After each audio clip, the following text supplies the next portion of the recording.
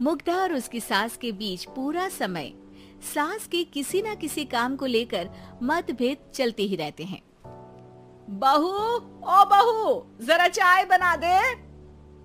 मुग्धा चाय लेकर आती है। ये लीजिए, और कुछ चाहिए?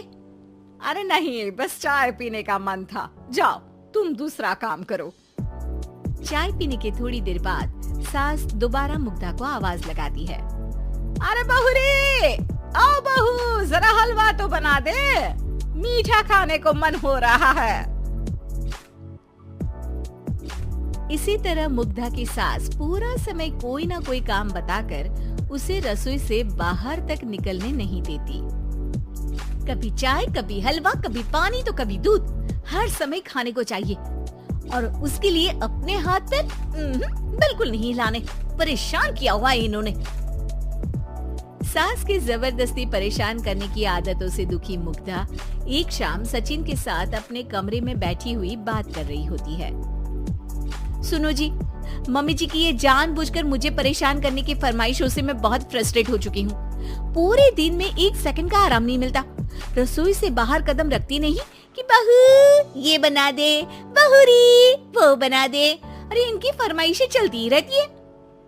अरे मुग्धा, माँ खाने की शौकीन है पर उम्र हो चली है, खुद खाना नहीं बना सकती, इसलिए तुमसे बोलती है। अरे तो शौक भी उम्र देख कर रखने चाहिए ना। समझ में नहीं आता, हर समय फेविकॉल का जोड़ लगाए सोफे से चिपके बैठी रहती है। इतना सब डाइजेस्ट कैसे हो जाता है उन्हें? अरे तुम मेरी माँ से इतनी नफरत कैसे कर सकती हो? मैं उसे नफरत नहीं करती जी, बस परेशान हूँ। जहाँ मुग्धा अपने पति से ये सब बोल रही होती है, वहीं उसकी सास भी कमरे के बाहर दरवाजे से कान लगाए सारी बातें सुन रही होती है और अगली दोपहर रसोई में मुग्धा के पास जाती है। बहू, आज ना मेरा कुछ मसालेदार खाने का मन है। तो चाय बना दूं? मुझे बहुत पसंद है। अरे ना, ऐसा कर लिट्टी चोखा बना ले। और हाँ, जितना मसाला बातों में मिलाकर पति को सुनाती हो ना, सब्जी में भी वैसे ही डाला करो, खाना स्वादिष्ट बनेगा। सास की बात सुनकर मुग्धा हैरान रह जाती है।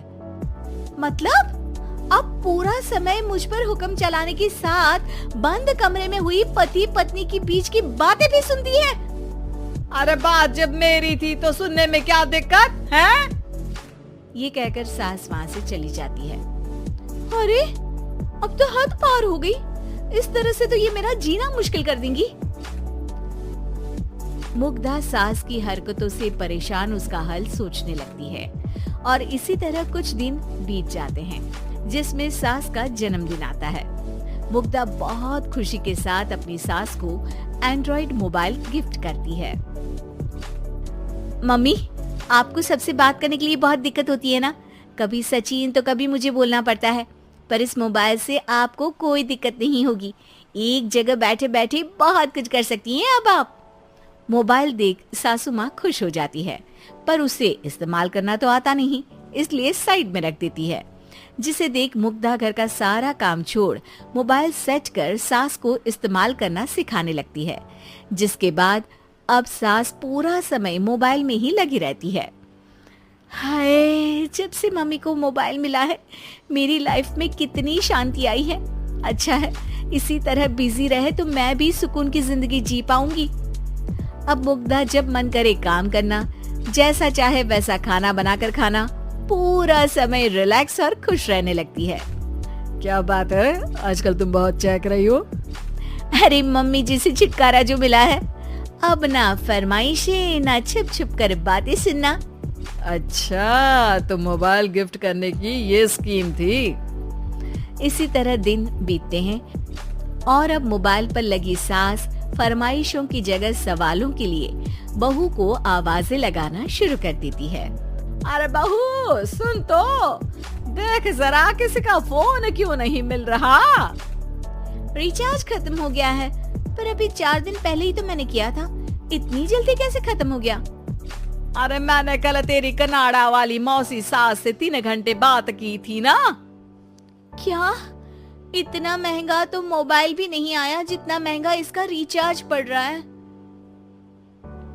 इसके बाद तो जैसे मुग्धा के दिन के 24 घंटे में से 20 घंटे सास के पास उनके मोबाइल रिलेटेड प्रॉब्लम सॉल्व करने की ड्यूटी ही बन जाती है।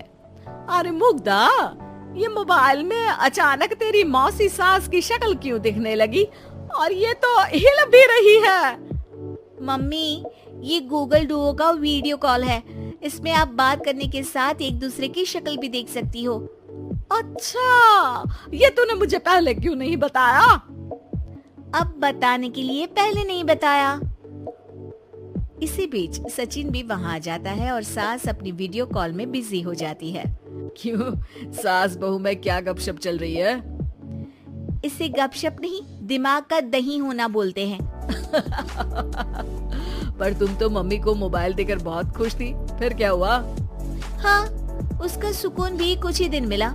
अब घर के टंटे खत्म हुए तो मोबाइल की टिंग टिंग शुरू हो गई। देखो भाई, कुछ पाने के लिए कुछ खोना तो पड़ता है।